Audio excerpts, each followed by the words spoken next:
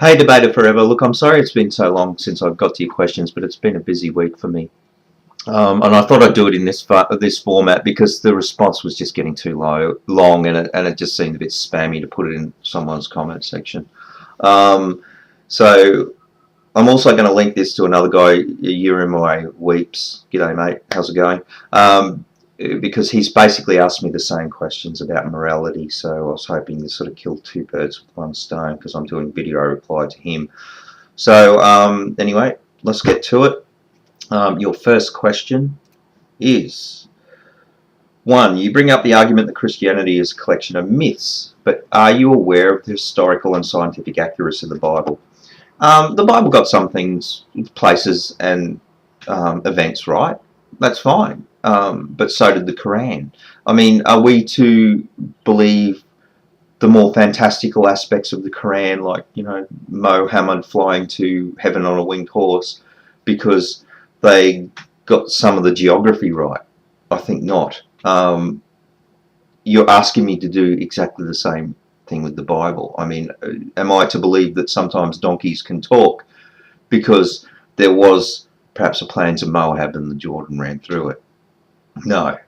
Um, and it's not those aspects of the Bible that most atheists have problems with. That's fine. It's the more fantastical and ridiculous sort of theology that comes out of it, and dogma.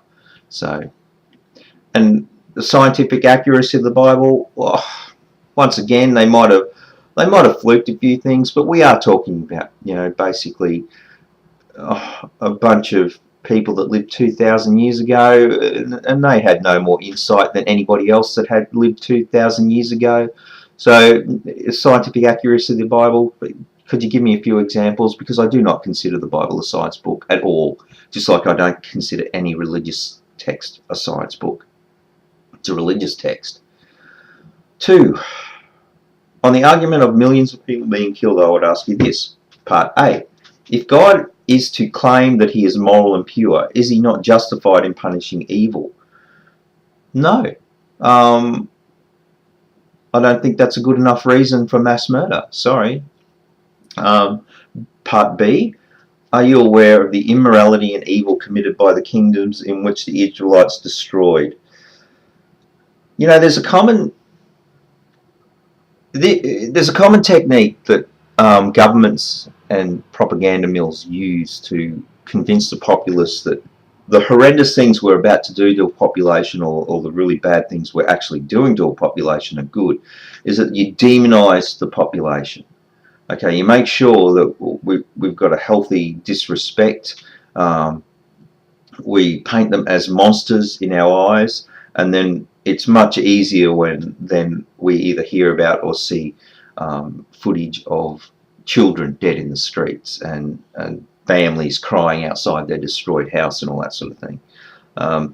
It's a little bit harder for governments and media to do that these days, because basically we control the information through the internet, so it's a little bit harder. But certainly if you look back to the 1960s, 50s, even 70s and 80s, in the Cold War we had with Russia, you look at some of the attitudes that we had towards the Russian populace in those days. A lot of people would have thought, just bomb them, wipe them off the face of the earth. I don't care if they're a little baby in somebody's arms, or an 8-year-old, or a grown man just going about his business, harvesting his crop. Destroy them all. They're baby eaters, they're monsters, they're demons, they worship the devil, they're atheists, whatever. What this basically did is it primed the populace for very excessive behaviour. And I think basically in the end it's a dangerous thing, and as adults it's our job to look through that sort of bullshit and not be part of that. Now, when you say something like, are you aware of the immorality in evil, all I'm seeing is somebody who's been sucked in by propaganda, who's been sucked in by that technique, and red flags go up for me. And honestly, some of the things they did, I want you to tell me what actions that you consider so immoral and evil deserve that sort of treatment. I was looking at one particular story when I was actually researching stuff to reply to you, and I'll just sort of suss it out. Now I'll try and find the right passages, so bear with me if I stop and start. But it's in Numbers 31, and Numbers 31 verse 1, and the Lord spoke to Moses, saying, "Take vengeance for the children of Israel on the midnights. Afterwards you shall be gathered to your people." So we've got them going into the midnights here, and they're going to take vengeance. I'm not sure what for. Was it for immorality or leading people to sin, or some of the Israelite men, I don't know, shag some of their women, and that was immoral, so we had to wipe them off the face of the earth? I'm not sure. But this is the Lord talking to Moses, okay? Now we go down to verse 12.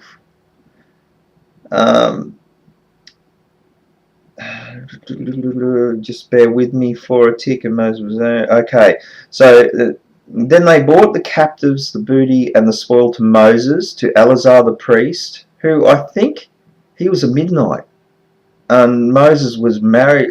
Somebody was married to anyway. And to the congregation of the children of Israel, to the camp of the plains of Moab by the Jordan. And Moses, Eleazar the priest, and all the leaders of the congregation went to them outside the camp.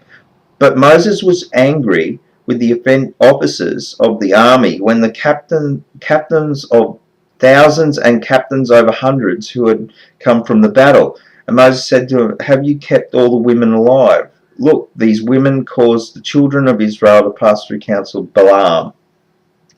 Blah, blah, blah. "Now therefore kill every male among the little ones, and kill every woman who has known a man intimately. But keep alive for yourself all the young girls who have known a man intimately." So, alright, I'm going to not worry about the fact that how do you know that a girl is still a virgin? How old she got to be anyway. So let's put this in perspective. So you got a bunch of captured women and their boy children who are going to be put to the sword, and that's how you kill people. They didn't put a little sleepy potion in Kool-Aid.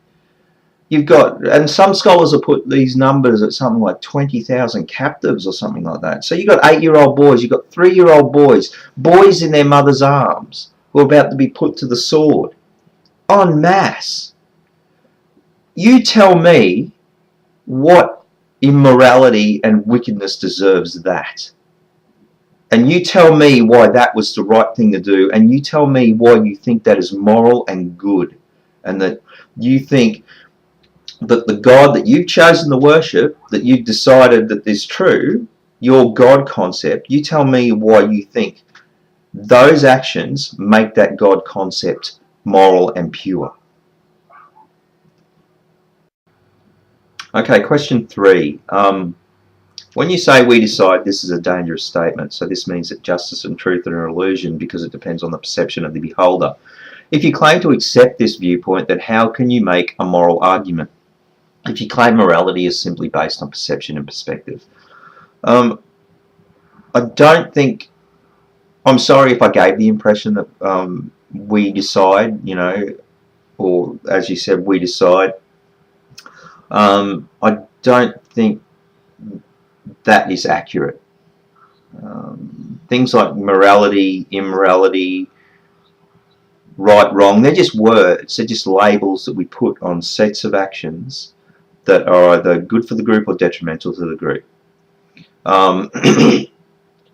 So, in a way, that dynamic decides what is moral and what is immoral, or what gets those labels slapped on them. Because basically we're a social species. We survive in groups, and we survive by nurturing said groups.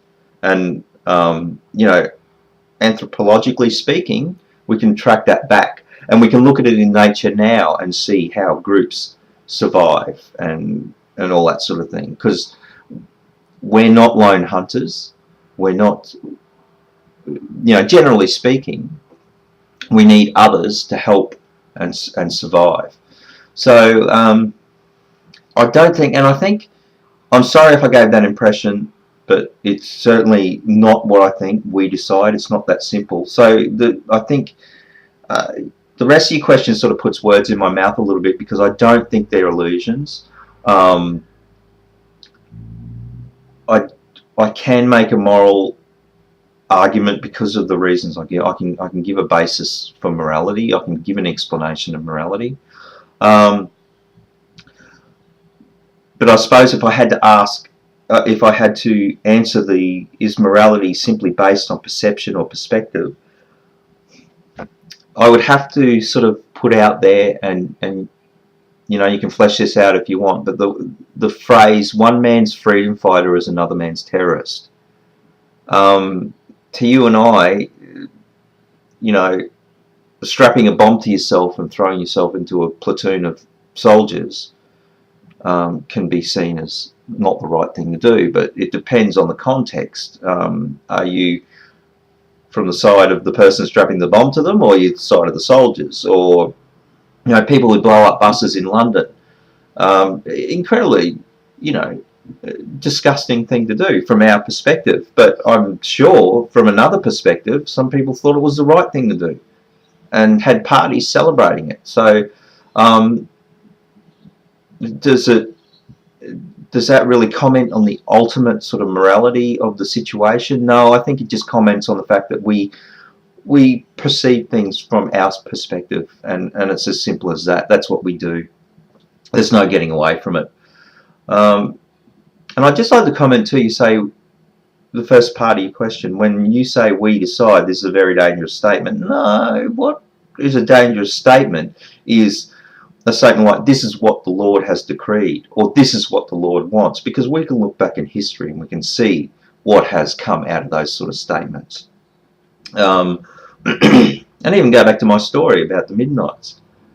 To me, when you have that sort of attitude, you are coming from a position which is not moral, which is not immoral, which has nothing to do with right and wrong. You're coming from a position that is just, you are following orders, and that's it. I mean, would you say that anything that your God decrees is good? Because then you would have to agree that, you know, stabbing 5,000 babies to death with swords is a good thing. So you are the one who has problems with morality, in the fact that you can basically justify any action as long as you can tag it with, this is what the Lord has decreed. Do you understand where I'm coming from? It's not about morality, immorality, right or wrong. You're just following orders, and you're almost happy to do it no matter what it is. So get back to me on that one. From my perspective, you're the one who has problems with morality, not the atheist who sees things for what they are, makes considered decisions, gauges their actions on how they affect the group and how they affect others. This is how we decide what's right and wrong, not from, well, this is what the Lord wants, I'll just do it. No, my next door neighbours are witches, they got to burn. You understand? So get back to me on that one. I'd like to hear your answer. Okay, question 4. Now, I do not like to assume things about people, so I will ask, what is your take on science and morality? I wasn't sure how to answer this one. It seemed a bit broad, but I'll answer it as best as I can. Science is basically the systematic approach to drawing the answers to the big questions about the natural physical world. Is it a perfect system? No. Is it a system that works? Apparently so. It seems to be. And it gives us our most practical, usable, relevant answers. My take on it, I'm all for it. Yay, science. Morality, basically, I'll give my take on it from the way I'm usually asked this question by Christians, particularly the new breed of apologist, is how can you account for morality? And I'll just repeat myself by saying moral, immoral, right and wrong are the labels that we put on sets of behaviours that are either beneficial or detrimental to the group. We are a social species. We survive in groups. We need a group dynamic to survive. Nurturing that group dynamic means survival. That's basically it.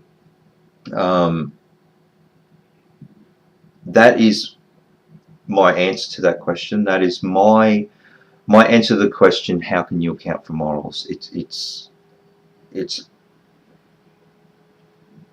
I don't know really how. I've been asked this question so many times, and I've been accused of not having an answer so many times. So I hope that that is simple enough. I'm not going to go too much more into it unless you ask me to flesh out aspects, but that's my simplest answer to that question.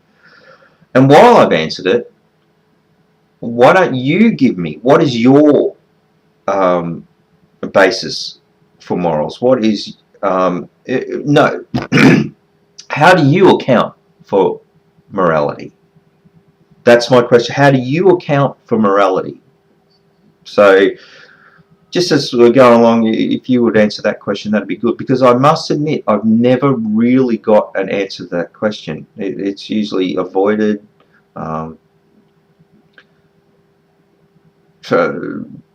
buried under bullshit. But yeah, if you, how do you account for morality? That would be my question to you.